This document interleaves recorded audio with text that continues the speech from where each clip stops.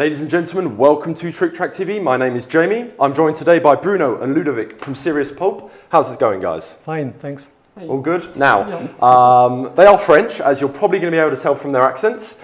But they do manage to speak English, so we should be fine. Little bit. There we go. And we are here today to talk about the Seventh Continent. This game here, well, I say this game here, this is a prototype. When the finished product comes out, it will be lovely, nice cards, but for the moment, it's pieces of paper that have been printed out and hurriedly rammed into some card sleeves. So don't judge, once again, prototype. Without further ado, the Seventh Continent. What is it exactly then? Okay, it's a game which doesn't currently exist because we are going to kickstart it late in September. Yep. So in a few weeks now. It's the first choose your own adventure exploration board game. Based on the novels? Yes, based on the game books. Yep, the fighting fantasy. Yeah, Ian Livingstone and all that. So basically we have transformed the chapters from the book into cards like this one. There we go. With numbers. So instead of having a page number now, you've got a card with a number. There's a little bit of text on it, and what's on the other side, we'll get to that slightly afterwards. But you see the main principle. Yes, and it's a game you play with, in which you play with cards. The action takes place in early 20th century. You play, so it's a survival and exploration board game. You are explorers. You've just participated to the first exploration to the seventh continent, which has just been discovered out of Antarctica. And it often happens in the 20th century. You've been cursed during the expedition, and then you've been back to your house, but your colleagues have just started dying. Yes, you wake up with nightmares and visions and nightmares, all that sort of and thing. you're frozen. Also, it's very hot outside. You disappear mysteriously, and you have to go back alone because the game can be played solo. From 1 to 4 players. Yes, or with your team of colleagues from the past expedition. So it can play up to 4 players. So 1, 2, 3, 4 players, and it's a cooperative board game. So you try to figure out how to get rid of all the curses that you start your adventure with. Because each player will have a different curse. Yes, well, actually they share the same curses, but when the game begins, you have to choose which curses you are going to play with. And it will take you many, many hours to achieve this or die trying, since a game can last till 15 to 25 hours. That's a long play time. Yeah, hopefully we have created and we have designed a saving system. Yes, just that's very important to specify with such a long game time. Since most people cannot play 20 hours in a row. So we have created this saving system. It allows you to, it works with cards only, and it allows you in 20 seconds top to keep track of what you've done and where you are on the continent, and stop the game until next session with your friends or wife or whoever you play with. And then you'll start where you last stopped to continue the adventure. Perfect. Yeah, so the game in the core box, there will be about more than 600 cards. 600, okay. And there are 3 curses. Each curse is very different from the other, since one will ask you to reach a very difficult place. The other will ask you to achieve something which is almost impossible to achieve. And, but again, if this game was easy, we'd know about it. No, it's a survival game, so we'll get to it, but of course it's difficult and you have to play smartly. There will be 4 expansions when the Kickstarter campaign is launched, and each one of them will include 1 new curse to lift, to get rid of, and now we can talk about how the game actually works. So first of all, you have characters, right? Yes, cards is the main component of the box. So 600 and more in the card base, more than 1,000 cards with the expansions. That's a lot of cards. There are stretch goals, of course. And how many of those are the famous page cards? At least we are about 600 cards with a number on it. And we are going to see the different kind of cards that exist in the game. But I mean that this will be, if you were to put all those cards together, this is a big game if you were to lay it all out. Well, actually, there are lots of situations in the game where you have to make choices that will eliminate a complete part of the adventure. For instance, if you meet someone and if you decide to kill him, you won't access what would have happened if you didn't have killed him. So you won't see everything in a row, and even if you play the game several times, it's most likely you won't see it all.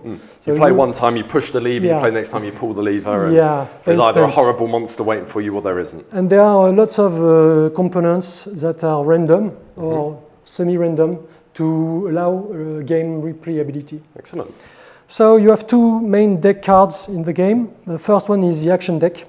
If I may. So you may, of course. So these those cards have a blue back, and they represent the life force of the group. So it's common to all the players. Right. It allows you to perform action. Action are the core of the mechanism, the game mechanism. And it's also those cards will later in the game become IDs that you can have. Ideas that you can have for different things. Okay. When you perform an action, you will be able to add one ID card. Here we go. Here's an idea. So this is an idea for a deadfall trap. There we go. It allows you to hunt and to rest more easily.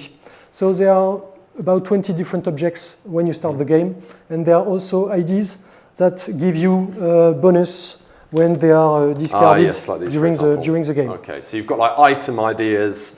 Don't quite know how to. It's kind of like advantage ideas, that sort of thing, brainstorms, that sort of thing. So you will, at the beginning of the game, you are going to choose which explorer you are playing among the four characters available currently in the game box. But there will be more, no doubt, during the campaign, right? Probably, yes. So you have Dmitry Gorshkov, which is a mercenary from Russia, Kylan McCluskey, an Irish botanist, Ferdinand Lachapelière, who is a French adventurer and a survivor, and Elliot Pendleton, who is a doctor from England, athletic doctor as well. Right. So you choose your character, and you add, for each character you play, you will add the specific IDs that this character has to the action deck. Right. Because, so as you can see, it's the same color. Yeah, that needs to be specified that the action deck, no matter how many players are in the game, it's the same action deck. It's the same action deck for all players, but each player has some IDs he only can have in his hand. Of course. But also they add more cards to that deck, which is still energy for everybody. And then, because you are cursed, unfortunately, you are going to add some cursed cards, which are identified by this skull here, this skull icon. So first, for this game today, we are going to play with only one curse, which is the Voracious Goddess. And we are going to add several generic curse in the action deck as well. Curse cards. So there will be 7 different curse, as I said previously. And you choose, when the game starts, how many you want to play with. Okay. The more you have, the longer the game will be, and the more difficult, of course, it will be. But you need a certain number of curse cards in the deck. 5 minimum. Okay. So once you have added all those cards to the action deck, you are ready to start the game. Okay. And you start the game by, like in a game book, you start with chapter 1. So actually, just before starting, I'm going to talk about the only thing you carry when you arrive on the 7th continent, which is your shoulder bag. And this is a game area in which you can store all the cards with this icon, which is the book. There we go. So you have no limit in it, and each card like this one is a note you have found during the adventure, and it also allows you to carry quest items. So items we want you not to lose during the game because they might be very useful to achieve your and you can also find different scraps of information during the game, and they all go into this ledger, which is also in the bag. But absolutely. For instance, botanic is a thing you can learn during the game to use flowers that are drawn on the terrain card of the game, and this will go in the shoulder bag. And having that information in the shoulder bag means that you can then do something with those flowers, which normally you wouldn't be able to, because they're not marked on the card. You just have to see them and go, oh, there's a flower, hold on a second, oh, I've got information on that, absolutely. So I can use it for whatever. So for everyone, it's just a flower drawn on a card, and for you, it's something you can use, for instance, to eat or do something else. So you start the adventure with one paper like this in your shoulder bag. It's a clue that puts you on the way to the curse you have decided to play. So this is a clue for the Voracious Goddess curse. And as we can see, there's a sort of little map for the curse there, which I assume is some clues to where the curse... Yeah, it's very useful if you want to find out how to lead the curse and then actually do it. So this is the first game area. The second game area is the board that you are going to build during the game. So you start with card 1. So each time you take a card, you should read the background, the fluff the text. The piercing cries of a few gulls pull you from a deep sleep. It feels so strange it sounds like they are laughing. A few feet away, thick plumes of yellowish smoke escape from the volcanic rock. You try to understand, where on earth are you? How did you end up in this place? You cannot seem to remember. So now you flip it over and the adventure begins. So last night you were at your home a bit sick because of the curse, and you wake up on this island. So it's the first terrain you will explore, and you put your character. So once again, it's a prototype. It's not the definitive sculpture. So this is the terrain on which you are. And like you do it every time you reveal a terrain card, you are going to put some random events next to it. Okay. For each row, that's an arrow indicating to put a random event. So I take 2 random events and I put them in play here. Okay. And that's indicated by these little gold signs here on the side of the card, right? These little ones here. Absolutely. Okay. So right now you only know this terrain, but you have to explore in the Fog of War, for those of you who played Age of Empire, for instance, to discover the continent, and you're going to build the map of the continent. One card at a time. So how do you do this? You perform actions. That's the way you do. So on your game turn, you are going to perform one action, and then another player is going to perform one action, unless you want to perform a second action, and you can do it if other players agree. If they let you do.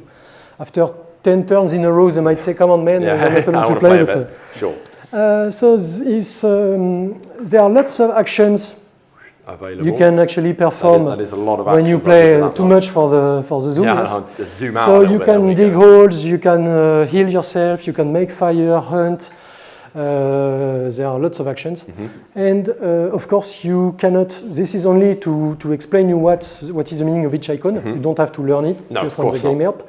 And you can perform an action on your game turn, which is on the terrain card. Your figurine is on, so your explorer. Your explorer is on. On the event cards, such as this one, that are attached to this terrain by yellow arrow. From cards you have in your hand, so you'll see later, but the action cards, you can have them in your hands, and some of them allow you to perform actions. I think I saw one just go by that. Yeah, for this one, for instance, this one. For this one up. So this is an ID you can have in your hand. This ID allows you to perform the action craft, to craft this item. And once this item, that's very easy, is crafted, you can perform with this item, this action, make fire. So you can perform actions from the cards you have in your hand and from the objects you have in your inventory. They are represented by the 6 dice. Six-sided dice. The dice are not rolled. We have an innovative mechanism. It's an entire card-based system. They're just there to represent durability. Yes, durability of the object. So each time you will use it, you will decrease durability, and when there's no durability, it will go to the discard pile. Okay.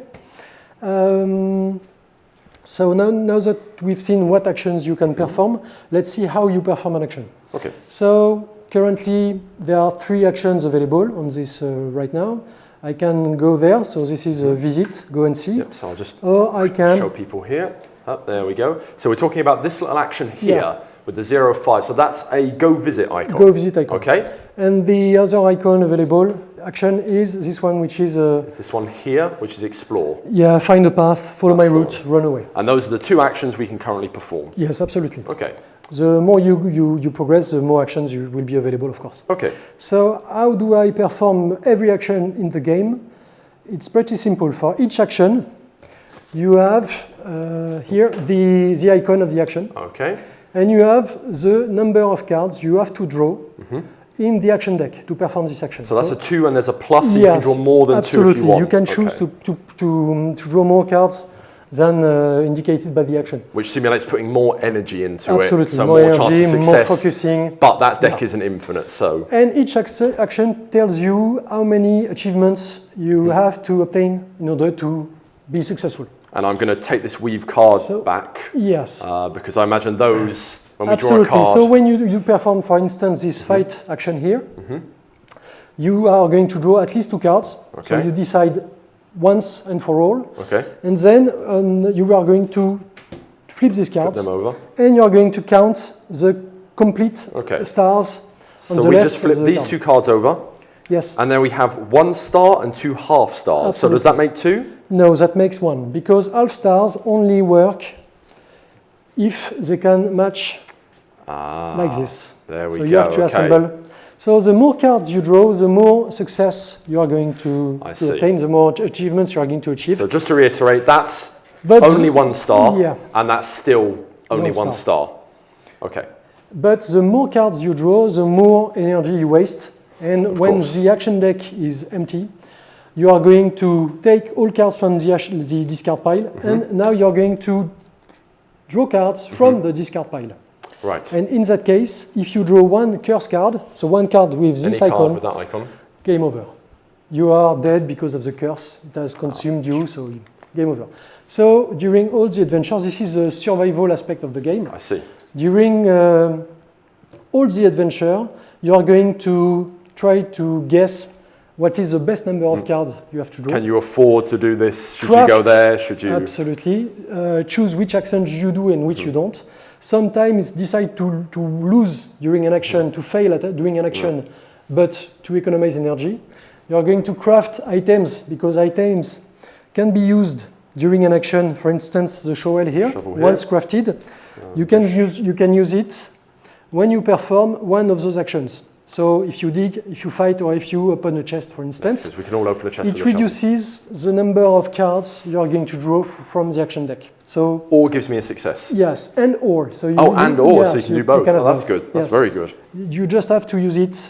You just have to reduce its yes, durability. absolutely. Okay. So you reduce durability. So you have to craft, and also you are going to have to regain energy. So for this we use Food cards? There we go. And food cards, they don't fall from the sky. You have to earn them. So mostly by doing the action hunt and fish. It's logical.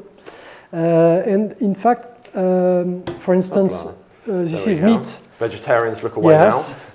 So the dice here means it's an object you have found. Yep. So you would put a dice on it to say it's and an it object takes up a slot in your... in your inventory, Of course. absolutely. And it allows you to perform the action hit, which allows you to get cards from the discard pile to the action deck. which at refills random. your action deck. Yes. And therefore you don't die. Yes, because you eat, so Thankfully. you get energy back. However- and if you have fire, the fire resource, which is illustrated by this Little token miniature. here. Well, I say it If- won't be if illustrated you- by this in the game. No. Once again, it is a prototype. But Yes. if the fire marker is on the same Yes, zone as there you will be a when fire you marker. eat, Then you can get more 6 instead of 3, and of course it depends of what kind of food you have. Fish, for instance, it's 4 cards or 5 cards if you have because fish is the fire. easy So to eat raw. making fire when you have food is a good idea because you get more energy from doing that. Okay. So what happened once I have checked how many success I obtained? Oh, of course, curses, no success. No success So at when you all. draw a curse, it's bad. It's bad because it's bad for your statistics. Yes, of course. When it is done, you are going to apply the consequence, which is indicated in the white section if it's if it's a success, in the black one if it's a failure. So, for instance, I'm going to show you There we go. this. For There we instance, if I success, I apply the thing here. If I fail, I will apply this one. There we go. Okay. Some actions don't have this the failure section, so it means you just wasted energy, no Right. consequence. Some actions, when you fail them, give you state cards, Hold on. Let me just show such that as to this one. people. So let's say we we have go. performed the action here, which is this action here Right. is 1-0, so I draw 1 card to perform it. Okay. I don't need any success. So it's happened. Well, you've managed it. Okay. Absolutely. During the action, I can add 1 ID card with a blue hand to my Right, hand. Okay. So we've So got this now- card here. Don't need any successes. Yes. So now I have the idea of splint. I can craft a splint. So Okay. I keep it in my hand, and now I apply the consequence in the white section. So Okay. I draw the 5 Card number 5. Card number Yep. 5. If there are several cards with the number 5 on it with a green back, like this one, I choose randomly which card I'm going to pick to take. If there are, sometimes you have, most of the times you have green cards, but for instance here you have a yellow card as well. You cannot take a yellow card unless there are, if there are green cards available. Okay, right. Yellow cards allow us to keep track of some actions you've done. For instance, if you find a chest, the chest is closed, you open it, and then you will say, take a 300 card. 300 cards, there are 20 300 cards. It's different objects that you can find in a chest. So objects are randomly gained. And now you banish the card with the chest closed, and you replace it with the yellow card, which is the chest open. And empty, probably. Empty. Okay. So next time you come here, if you try to seek the chest again, the chest will be open and empty, because the consequence is... I assume that works for things like levers or whatever as well. If you pull it, it banishes a certain card, so it only leaves you with a certain option. Yes. Okay. You will be able to explore underground terrain, for instance, temples or icy grots, I don't know, caves. So, for instance, if you are in a temple and you have a lift, a lever, and the action is you can take it down. If you do so, you banish, let's say, card 158. Then you will banish the green one, and 8 hours later in the game, you will be asked to draw the card 158. And either you have opened a passage that was very difficult otherwise, or you have opened the gate for a terrible monster which is going to attack you. So you have to pick. And maybe somewhere else on the continent, you will find a guy who will give you a clue telling you, don't open the lever, don't touch it, or do it absolutely. Gotcha. Okay. See the kind of mechanics you can have. Okay. So if we've executed that action there, so you managed it by drawing one card, didn't need any successes, which means that this card then goes here. Yes, this card is a permanent event, so the arrow here, like for the random events, tells you have to put it in play, facing your character figure, and in the same reading sense. Right. Okay. So, of course, you don't have to do this action. You can do it later in the game. You don't have to climb the mountain. You can do it. Another player can do it, or you can start exploring, and then when you are ready, when you have crafted a rope, for instance, which will help you climb, you can come back and do the action. Okay. So if you fail from this cliff, you will get injured. Okay. So injured states there are several states in the game. So you can be tired, you can be injured. Each state works the same way. Okay. So basically, when you gain a state, you add it to your hand, since it had a red hand on it. And each time you gain a state, you have to discard as many cards from the action deck than state cards you already have in your hand. So the worse you feel, the more cards you will discard. Of course. So if you are tired and you get injured, you discard one card. Then if you get poisoned, for instance, you will discard 2 cards, and so on. I see. So these take up a spot in your hand where you'd normally have thoughts. Yes. So also states. Yes. So it takes up that. And then also for every card that you already have, when you pull a state card, you get rid of cards. Absolutely. Okay. So if I have tired, then I get injured, I discard one card. Then if I get poisoned, I discard 2. Absolutely, at random from the action deck. Okay. But now every effect has condition to get rid of it. So if you are tired, you have to rest. If you are injured, you have to heal. Okay. Of course, there are states in the game that don't tell you how to get rid of it. Maybe poison or something like that? Poison, you have to find an antidote or a way to... Maybe the game doesn't tell you go here maybe with the botanic notes you've learned before, or because you have a character that can heal a poison state, and so on. Okay. And there will be at least more than 10 effects in the generic effect, and then in the exploration deck, so the cards with the number on it, other effects. Intriguing. Yes. Okay. Action steps. Yes. En détail pour expliquer notamment la carte que tu gardes en main. Okay, so the action step in detail. So first you can use an item by decreasing its durability. This is just to show how you go through an action. Yeah, this is the detailed version of an action. Then. Okay. So for this action, if I do it, I have to draw 1 or more cards. Okay. Before this, it's marked and I have to, gets 2 achievements to succeed. Okay then. Okay?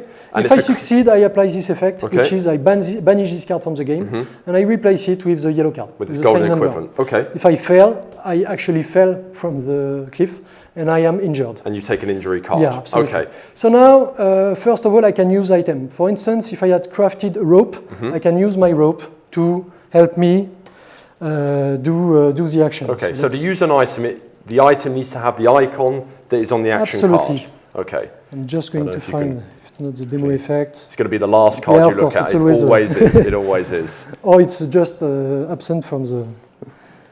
Okay, the rope. It doesn't matter. The rope will have the little climbing icon on it, which means you can use it for this action and it will give you its bonus. Absolutely. Okay.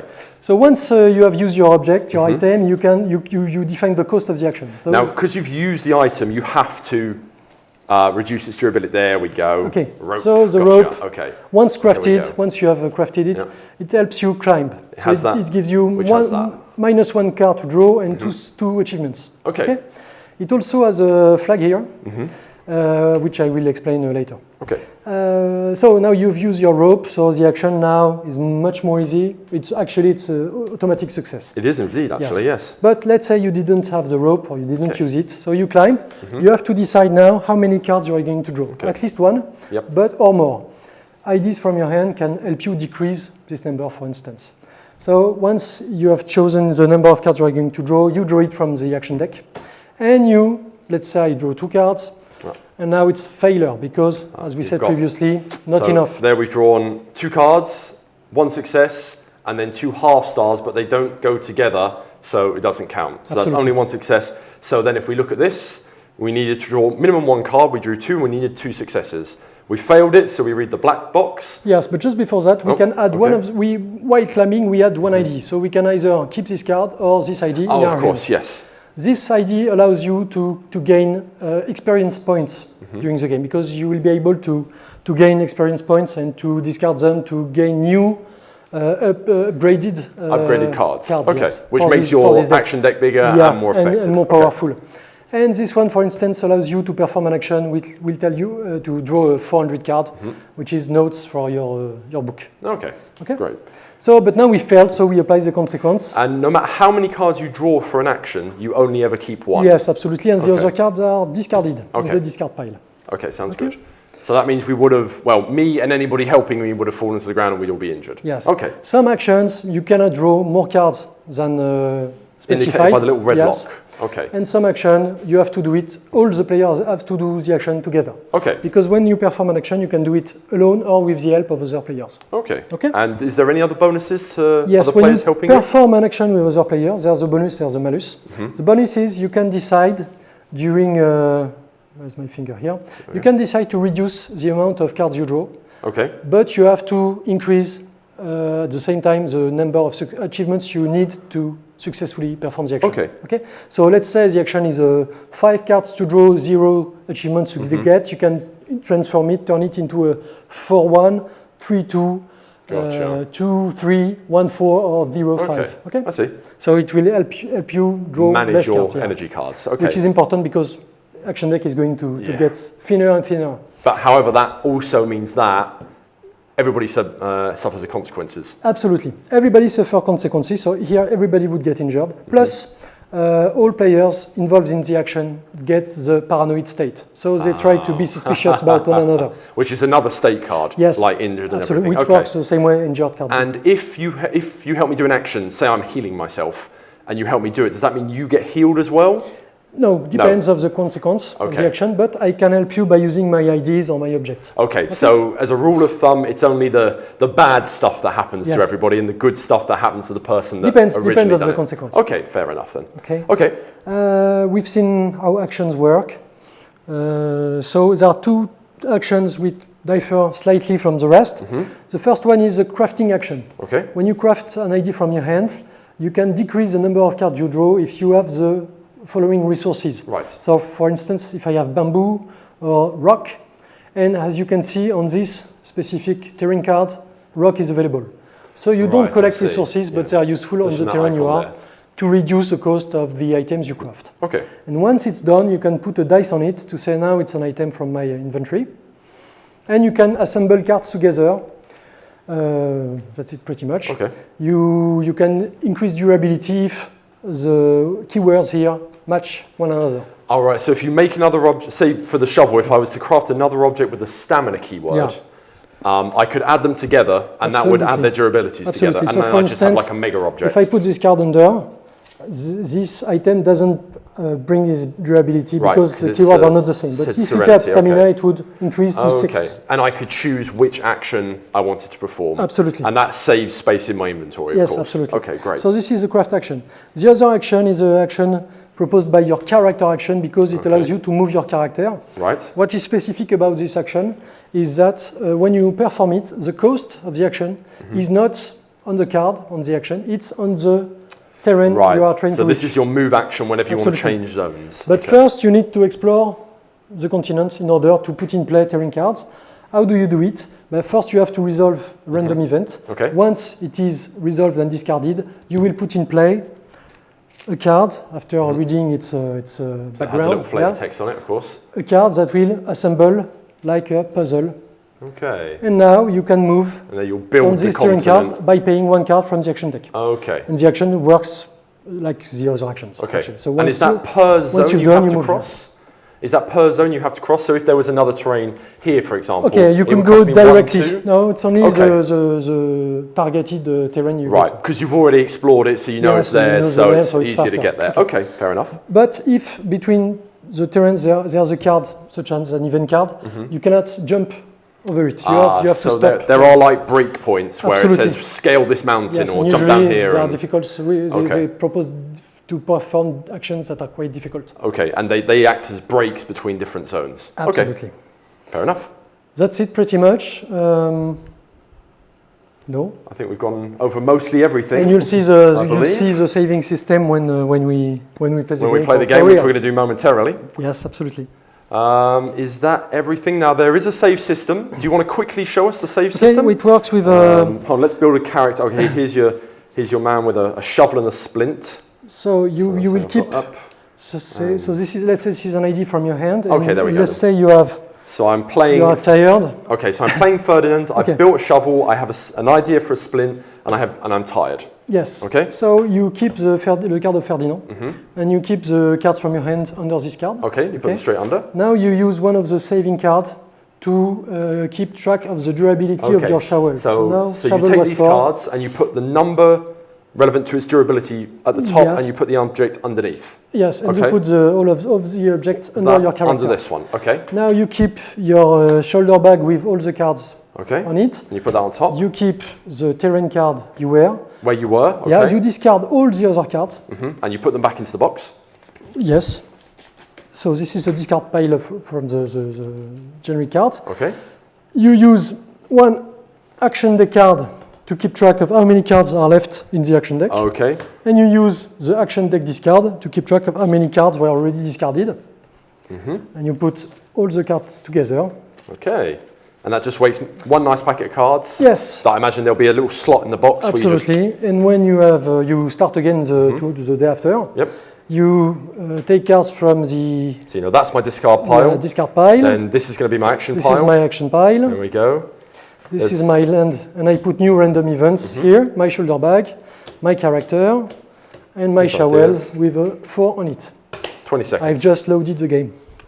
And then you have to technically re-explore the rest of the continent, I assume. Like you don't put out the other cards that you've already had. No, because so you have to for instance, re-explore if you, as I said before for the chest, if you find the chest again, then the chest will be open. Yeah, the game will remember certain. Yeah, if you dig a hole, the hole will be open. If you kill someone, the guy will be dead. But then you mentioned that some choices you have multiple cards you can draw. And therefore, if you haven't resolved that action, you can go back and potentially draw another card, which isn't the same or might be worse. For instance, here you have 2 cards with the 9 number. So you have when you have to draw a 9 card, you have to take one at random. Okay, so I might each play one the has game. a specific event. Okay, so I might play the game and I turn it over and I get what looks like a plague of insects. That's not very fun at all, I bet. But then again, I might save the game, reload it, and this time I get a nice, quiet cave to rest in. Perfect. Absolutely. So, and all random events that you will discover each time you put a terrain card in play is random. Right. But it is linked to a special area of the game. For instance, is I area 1. see. Okay. Because we don't want you to get a snowstorm when you are in the temple, for instance, which would be completely stupid. That's clever. So there are about 7 zones in the game, and each one has a lot of random events. So each time you will face different Of course. events. And the cards that were banned, they stay out. They are banned from that game entirely, whether you save or reload. Absolutely. The ones that are discarded, however, they go back in the deck. They can come back in the deck. Perfect. And you can join an adventure. For instance, you start solo, and then a friend of yours wants to play, you can easily join the game, and you keep the adventure together, just like in a role-playing game. Excellent. So it's between, to summarize this, it's choose your own adventure board game. Exploration and survival, obviously, is the main thing. And it's between a board game, a role-playing game, and a video game, because you have some feelings of Don't Starve or yes, I see. Yeah, I see the resemblance. Myst. Myst. Yeah, definitely. And, and for instance, when you get, and I will finish with this, when you get experience points, each one gives you a little tip, just like in the loaders, you know, when you play video game. Riskier to hunt. Oh yes, like from so it's a little glimpse to the players who play video games. So it's riskier to hunt and fish when you are bloody. Okay, and this can then be spent, as we said, to get better items. Absolutely. Better items. So there are many things to discover, but you will do this. But then again, you'll discover those through playing. Yeah. I think. Speaking of which, we're going to go play. So join us in a moment. We're going to come back and we're going to hash it out. See you then.